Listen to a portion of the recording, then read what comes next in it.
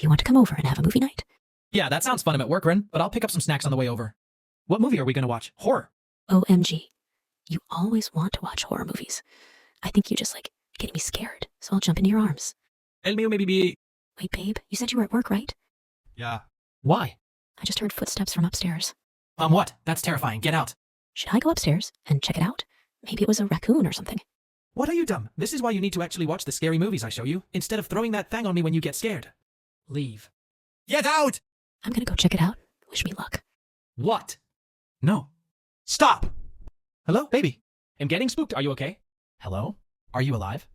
She's cooked, bruv. It's over. Sarah can't come to the phone right now. WTF did you do to her demon? Ha ha ha, baby got you. You always want to scare me with the scary movies, so I decided to scare O back. That was hot and Gale. I'm on my way, look.